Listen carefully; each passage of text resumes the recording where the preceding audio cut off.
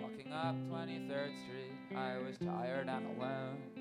It was late, my housemate would be asleep when I got home. The sign ahead, glowing red, said the Chelsea Hotel, where Sid Vicious and my friend drug dealer Dave once dwelled.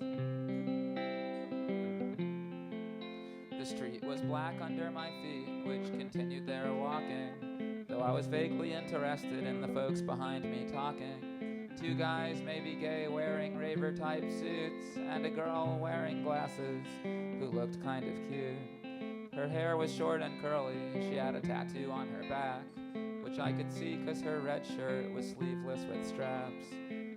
But I only saw this later, not in my first glance, though I could hear them talking behind me, and as if by chance, she was trying to describe a song I knew well, Leonard Cohen's song about the Chelsea Hotel.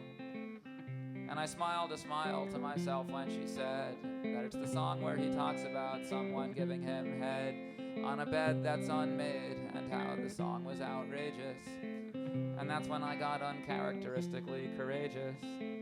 I could have left the three of them laughing and just gone on home, but I turned and I faced her and I said, Leonard Cohen?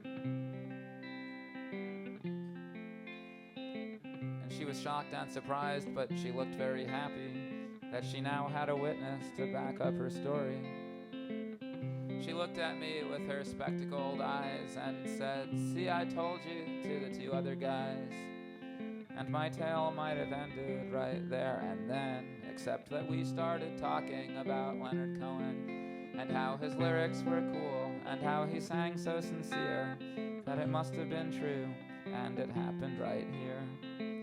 And though usually off the bat people don't find me that great, there we were laughing and strolling like we could really relate. And though we didn't mention the headline, it was alluded, and our conversation was better because her friends weren't included. The guys were more into each other, at least that's how it seemed to me. I heard the faint knocking of opportunity, although it's easy for me now upon my looking back to think of all the things that I could have said to make me the Mac. Just keep the sad truth in mind as I tell this to you, that we really only talked for a minute or two, and I never got her name and she never got mine, but in those couple of short minutes we had a pretty good time.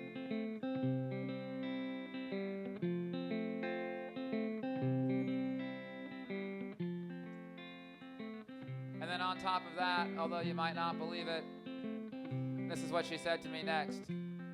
I'll repeat it. The line about getting the blowjob that Leonard sings, she said it made her want to do naughty things. And right about then, I should have asked if she knew what the Chelsea charged if we got a room for two. But I didn't, and I know I'm a schmuck, don't you doubt it. The only thing that I did was write this stupid song about it.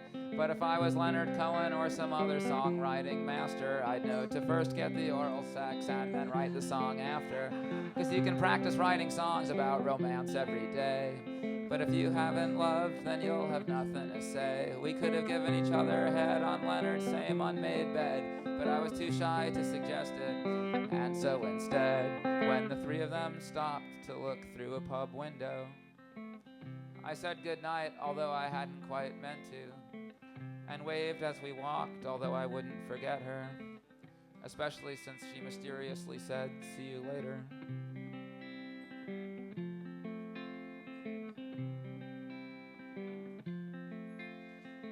So now every time I'm walking, I hope that we meet, and on purpose I always go up 23rd Street, where the sign glowing red says the Chelsea Hotel, where Sid Vicious and my friend drug dealer Dave once dwelled.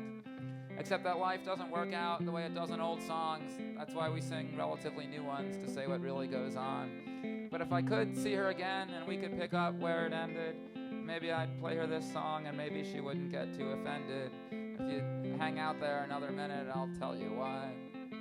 There's more to this situation than meets the eye.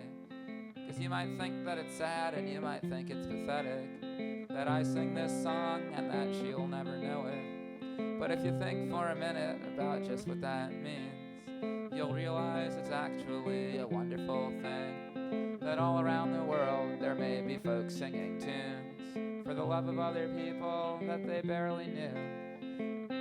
And it puts a smile on my face, yes it do. And let me tell you that you ought to be smiling too.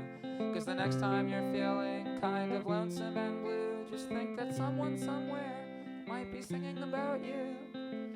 So who knows, if I ever find her again, we'll see. This whole time she could have been singing about me. Probably not, but it could be.